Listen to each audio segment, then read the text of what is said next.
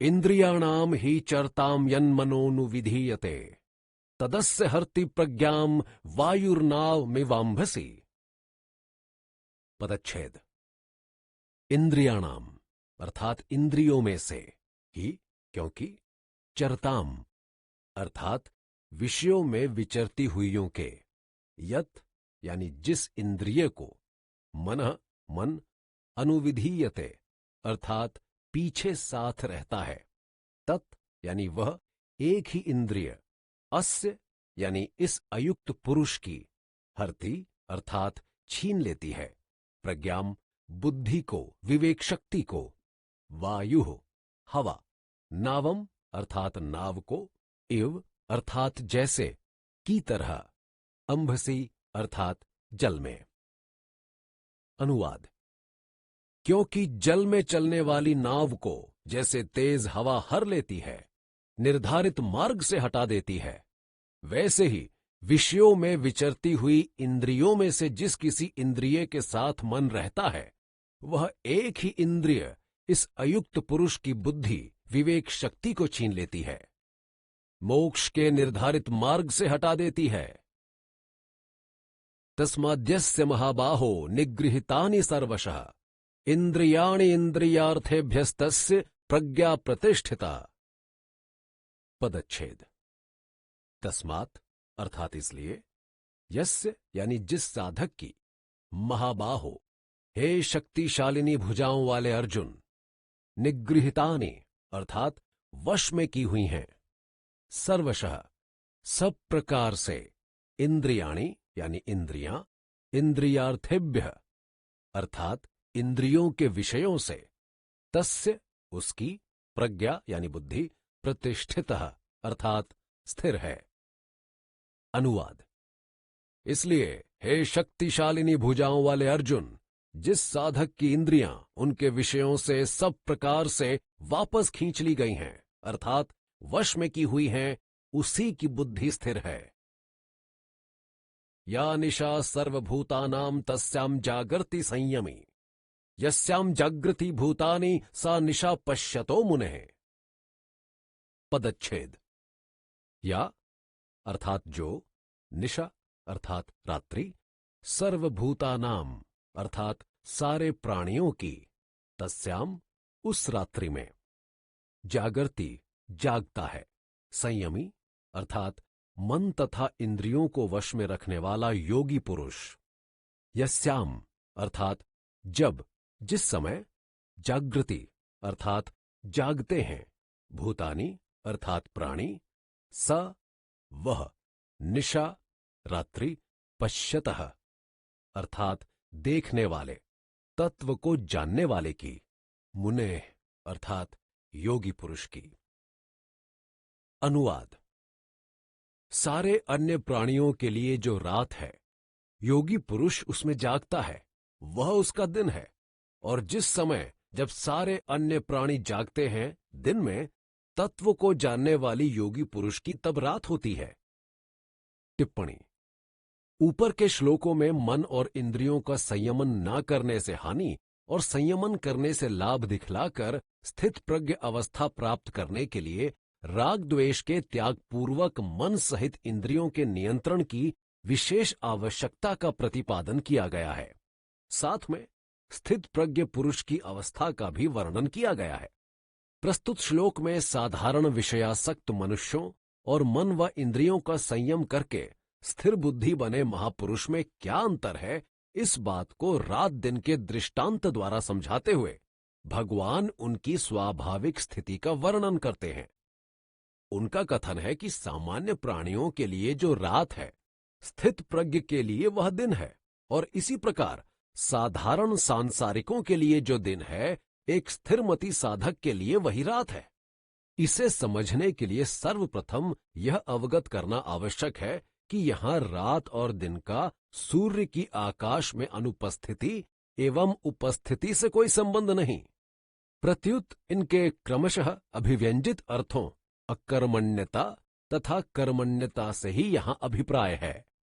हम नित्य प्रति देखते हैं कि रात्रि होते ही चारों ओर अंधकार छा जाता है, हाथ को हाथ नहीं सूझता, वस्तु पदार्थ और दिशा तक का बोध न हो सकने के कारण अज्ञानता का साम्राज्य स्थापित हो जाता है। बरबस सब कामकाज रोक देने पड़ते हैं। कोई भी कर्म न करने की स्थिति में फंस जाने से अकर्मण्यता आ जाती है। दिन भर के प्रगाढ़ शारीरिक एवं मानसिक परिश्रम के बाद क्लांति दूर करने के लिए फिर निद्रा देवी की शरण लेनी पड़ती है। अगले दिन प्रातः उठते ही चारों ओर प्रकाश ही प्रकाश मिलता है। वस्तुएं, दिशाएं तथा मार्ग जो रात भर दृष्टिगोचर नहीं होते थे, उन सब का फिर से बोध व ज्ञान होने लगता है। रात्रि भर के विश्राम से थकावट दूर हो जाने के कारण शरीर तथा मन में एक नवीन चेतना, स्फूर्ति व जागृति का संचार होता है। फलस्वरूप काम करने का नया उत्साह एवं साहस प्रादुर्भूत होता है, जिससे कर्मण्यता पुनः प्रस्फुटित हो जाती है।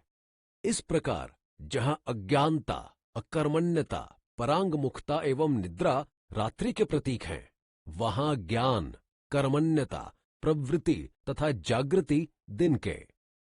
दूसरे शब्दों में किसी विशिष्ट कार्यक्षेत्र के विषय में यदि व्यक्ति विशेष अथवा समुदाय विशेष के ज्ञान का सर्वथा अभाव है, अथवा वह तत्संबंधी ज्ञान को प्राप्त करने की चेष्टा ही नहीं करता, अथवा उस क्षेत्र में कोई रुचि न रखने के कारण वह उसकी नितांत अवहेलना व उपेक्षा करता है, तो समझो कि अंधकार में होने के कारण वह कार्यक्षेत्र उस व्यक्ति व समुदाय के लिए रात्रि है।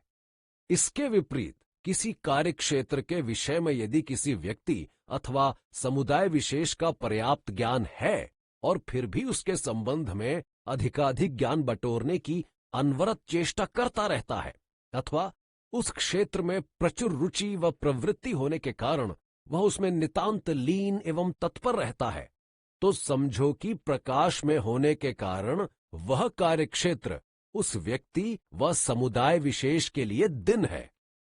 आइए तनिक इस निष्पत्ति को जनसाधारण तथा स्थिर प्रज्ञ पर घटाकर देखें। यह निर्विवाद है कि मानव मात्र कुछ इक्के दुक्के विरले अपवादों को छोड़कर भोग ऐश्वर्य की अथाह दलदल में पनपने वाला एक कीड़ा विषय विलास के अनुपशम्य अनल में गिर पड़ने को सतत उद्यत एक पतंगा, तृष्णा वासना की अदम्य पिपासा से ग्रस्त शाश्वत भटकने वाला एक बटोही, काम पाश में जन्म जन्मांतर से जकड़ा हुआ एक बंधुआ दास है। प्रकृति से ही वह सांसारिक सुख संपदा की ओर आकृष्ट होता है, उसी में आनंद विभोर हुआ पल पल उसी में जीता है, उसी के लिए कार्यरत रहता है। इसलिए यह भोग विलासमय जीवन ही सामान्य संसारी के लिए दिन है। इसके विपरीत एक इंद्रिय संयमी स्थित प्रज्ञ योगी के लिए इस भौतिक संसार में कोई आकर्षण नहीं है। वह सदा इससे विमुख रहता है, मानो उसके लिए इसका अस्तित्व ही न हो। इसलिए यह भोग विलासमय जीवन एक स्थित प्रज्ञ के लिए रात है। इसी प्रकार मन व इंद्रियों को सदा वश में रखना, क्षणिक सांसारिक सुखों से सदा विमुख रहते हुए निष्काम कर्म करना और फिर मोक्ष प्राप्ति के लिए निर्बाध साधना करते हुए ईश चिंतन में अनवरत मग्न रहना, ये सब बातें ऐसी हैं जो साधारण मनुष्य को एक आंख नहीं भाती। वह इनसे दूर ही दूर बचता रहता है, इनकी नितांत उपेक्षा कर इनकी ओर से गहन अंधकार में रहता है। अतः इस प्रकार का आध्यात्मिक जीवन एक सामान्य संसारी के लिए साक्षात रात है, परंतु यही जीवन एक साधनारत कर्मयोगी के लिए जीवनाधार है। गंतव्य तक पहुंचने के लिए उसका निर्धारित प्रशस्त पथ है। ब्रह्ममय हो जाने के लिए उसे यहीं से प्रकाश मिलता है। अतः यही आध्यात्मिक जीवन एक स्थित प्रज्ञ के लिए साक्षात दिन है। इस प्रकार हमने देखा कि साधारण मनुष्य के लिए जो रात है, स्थित प्रज्ञ के लिए वही दिन है, और साधारण मनुष्य के लिए जो दिन है, स्थिर प्रज्ञ के लिए वही रात है। इस सारे विस्तृत कथन को निष्कर्ष रूप दो शब्दों में प्रस्तुत किया जा सकता है, भौतिकवादी और अध्यात्मवादी। साधारण मनुष्य भौतिकवादी है और स्थिर प्रज्ञ अध्यात्मवादी। रात दिन के रूपक द्वारा ज्ञानी, स्थिर प्रज्ञ और अज्ञानी जनसाधारण की स्थितियों में भेद दिखलाकर अब अगले श्लोक में समुद्र की उपमा से यह भाव दिखलाया जाता है कि ज्ञानी परम शांति को प्राप्त होता है और भोगों की कामना वाला अज्ञानी मनुष्य अशांति को।